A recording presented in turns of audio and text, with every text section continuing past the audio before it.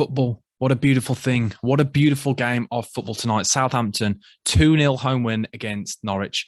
And I think we can safely say Norwich are down. They are well and buried. They are relegated. I think we can all say that. Norwich fans included. 20th in the league now, conceded 55 goals.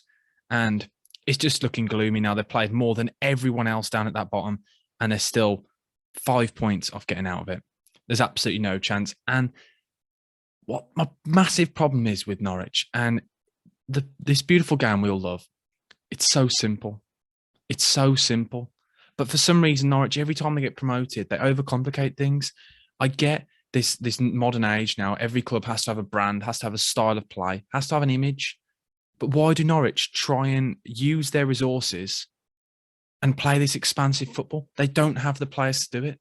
Every time we've seen throughout this game today, Grant Hanley and Ben Gibson trying to play out from the back, but they're simply both not good enough. I don't understand it. Who is making the decision where Dean Smith has to play this way of football? Is it Dean Smith himself? Because if it is, people need to discuss this and need to look into it because it's not right. It's simply not right. But before we get into the rest of this, guys, smash that like button and subscribe if you're new to the channel. It does really help. But wow. What a performance. Don't get me wrong, Southampton, we'll discuss them in a minute, how brilliant they were today and how brilliant they have been for so long. But I think there's a deeper issue now with Norwich. Are Norwich fans happy with this? Constantly coming up and then instantly getting relegated. They do it every single season and they play the same expansive football and expect to get results. It's all well and good playing in the Championship, this style of play, but they simply cannot do it in the Premier League. As I said, they don't have the resources for it. You look at that squad isn't good enough. I don't understand why they don't try and defend and build everything from the back. Whereas we watched them tonight, every time the biggest problem was simply their defence. And you stay up with a good defence, you get relegated when you have a bad defence. As I said, this beautiful game that we all love is so simple, but Norwich seem to overcomplicate it every year. Are you Norwich fans, if you're watching this, are you happy with the way the club's run? Because as a West Brom fan perspective, I've seen it from both sides. I've seen us try and play expansive football, and then I've seen us try and stay up in the league. And I preferred it when we tried to stay up in the leagues. At the end of the day, Premier League football is the most important thing, in my opinion. But I may be looking at it wrong. You tell me. Is it naive that Norwich think they can play like this? I can't get my head around it. Not one player today that I thought stood out. I thought potentially Billy Gilmore. You can see he's got that little touch of class. But the rest of the squad, and Angus Gunn, I thought Angus Gunn was class actually today. He was tested so often. But the rest of the squad, simply not good enough. They're not Premier League players. So why they try and play this nice football against the side in Southampton that haven't lost at home since September? It makes no sense. And let's move on to Southampton now. What a performance. They now go ninth in the league and they leapfrog Brighton. But what a performance. Every single one of those players was absolutely class today. Forster, brilliant in goal. Kyle Walker-Peters has to be in that England squad. He is so good on that left-hand side. And it's going to be an interesting debate now. Obviously, with Chilwell injured, who is England's left-back?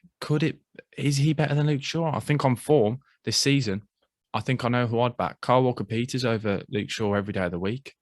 Then Salisu, I thought was great. Bednarek, great. Livramento, what a steal. 5 million for him. He's been absolutely integral for them this season.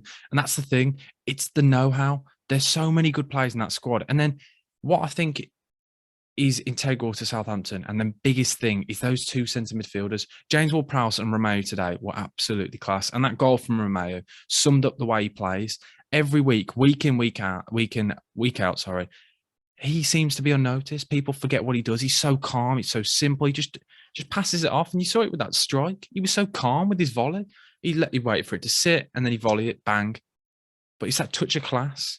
And that's the difference between these two sides today. You see, Southampton, they're playing great football, but they've got the resources to do it. They're not playing this expansive football trying to dominate play. They know what they're doing. They're direct. They move the ball fast. It's not slow. It's get the ball up the field and operate in the opposition's final third, and then they press from the front.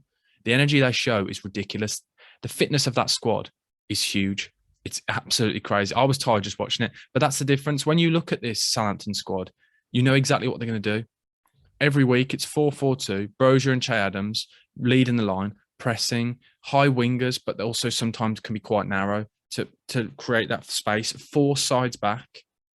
Whereas you look at that Norwich side, and you see the 4-1-4-1 formation, and there's no that I can see what they're trying to do. They're trying to play expansive football, but there is no brand. Their brand and image of their football is simply not. I don't get it. It does not work.